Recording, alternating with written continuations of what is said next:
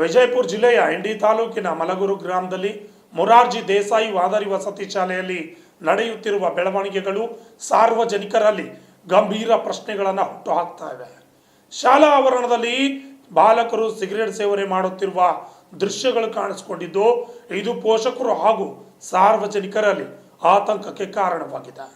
ಹಾಗಾದ್ರೆ ಅಲ್ಲಿ ಆಗ್ತಾ ಇರ್ತಕ್ಕಂತಹ ಸಮಸ್ಯೆ ಏನೋ ಇಲ್ಲೊಂದು ವರದಿ ಇದೆ, ನೋಡ್ಕೊಂಡ್ ಬನ್ನಿ. ಮೊರಾರ್ಜಿ ದೇಸಾಯಿ ವಸತಿ ಶಾಲೆಯಲ್ಲಿ ಈ ಘಟನೆಗಳು ನಡೆಯುತ್ತಿದ್ರು.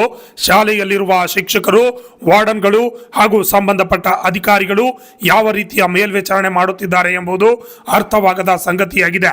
ಈಗ ಇವರ ನಿರ್ಲಕ್ಷ್ಯದ ಬಗ್ಗೆ ತೀವ್ರ ಆರೋಪಗಳು ಕೇಳಿ ಬರುತ್ತಿವೆ. ವಿದ್ಯಾರ್ಥಿಗಳ ಭವಿಷ್ಯ ರೂಪಿಸಬೇಕಾದ ಶಿಕ್ಷಣ ಸಂಸ್ಥೆಯಲ್ಲೇ ಇಂತಹ ಅಶಿಸ್ತಿನ ಚಟುವಟಿಕೆಗಳು ನಡೆಯುತ್ತಿರುವುದು ವಿಷಾದಕರ ಸಂಗತಿ. ವಸತಿ ಶಾಲೆಗಳಲ್ಲಿ ಶಿಸ್ತು, ಆರೋಗ್ಯ ಹಾಗೂ ನೈತಿಕ ಮೌಲ್ಯಗಳನ್ನು ಕಾಪಾಡಬೇಕಾದ ಹೊಣೆಗಾರಿಕೆ ಆಡಳಿತದ ಮೇಲಿದೆ. ಈ ವಿಷಯಕ್ಕೆ ಸಂಬಂಧಿಸಿದಂತೆ ಶಿಕ್ಷಣ ಇಲಾಖೆ ಹಾಗೂ ಸಮಾಜ ಕಲ್ಯಾಣ ಇಲಾಖೆ ಮೇಲಧಿಕಾರಿಗಳು ತಕ್ಷಣ ಸ್ಥಳಕ್ಕೆ ಭೇಟಿ ನೀಡಿ ಪರಿಶೀಲನೆ ನಡೆಸಿ ತಪ್ಪಿತಸ್ಥರ ವಿರುದ್ಧ ಕಠಿಣ ಕ್ರಮ ಕೈಗೊಳ್ಳಬೇಕೆಂದು ಸಾರ್ವಜನಿಕರ ವ್ಯಕ್ತಾಯವಾಗಿದೆ. Lakshman Shinde, RJ32 Kannada news, ಚಡ್ಚಣ.